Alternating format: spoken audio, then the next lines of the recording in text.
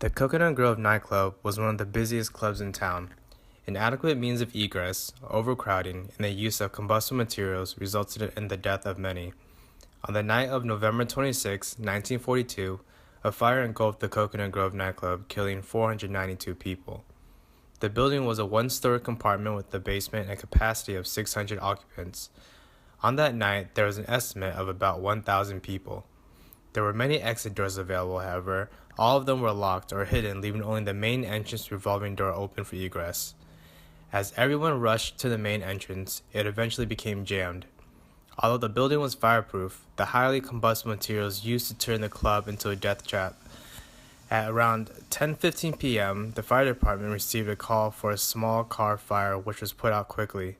The firefighters then noticed smoke coming out from the nightclub and began to immediately perform rescue actions. At 10:20 p.m., the first alarm sounded for the fire at the nightclub, followed by 4 other alarms. A total of 25 engine companies, 5 ladder companies, 1 water tower, and 1 rescue company responded to the fire.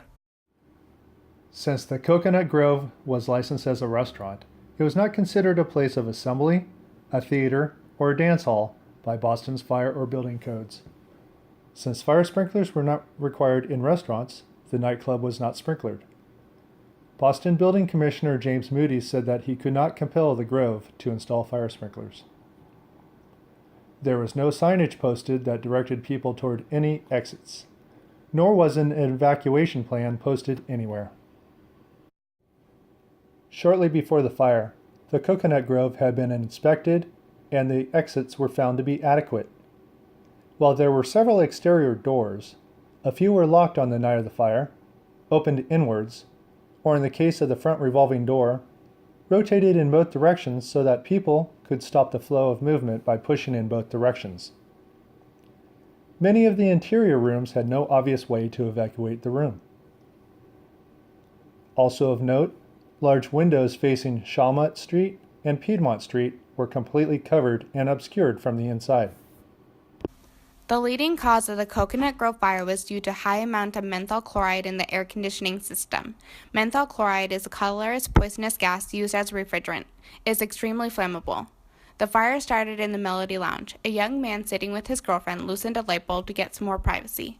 When they left, the busboy went to screw it back in, but couldn't see. He had lit a match to give himself some light. With the light screwed back in, he stepped on the match and walked away. Seconds after, customers started to notice flames in the papier-mâché palm tree where he had just plugged in the light bulb. The staff rushed over to get the flames away from the ceiling fabric, but were too late. The fire exploded across the ceiling with astounding speed. In a panic, customers rushed to the only exit they knew. At the top of the stairs, there was an exit door, but it was locked. The fire spread to the top of the floor as the room began to be engulfed in flames. Smoke filled the building. No one could see. The back doors finally got broken down and customers scrambled out. Fresh oxygen rushed in. This caused the fire to have an explosive blast. At 10:15, the fire department received a call about a fire in the entertainment business. When the fire department got there, the revolving doors were jammed with the buildup of all the dead bodies. By 11, the fire was under control. Over 100 bodies stacked by the entrance. 492 people died that night. Lessons learned from the Coconut Grove fire was that the massive amount of injuries and burns that the fire created caused some newly developed and less tested methods of care. Treatments such as the use of penicillin to fight infection caused by the burns and the use of biopetroleum for the skin areas that had been burned. Also, a new building exit code was approved by NFPA in 1942. This would have provided better instructions on principles that would have prevented the loss of lives. This included exits with a reasonable travel distance, additional exits according to the number of persons relative, marked exit paths with well-lit and unobstructed areas, and evacuations drills that are practiced frequently. In addition, the code adopted in 1942 said that revolving doors shall not be used on required exits except that of approved collapsible revolving doors on street floors.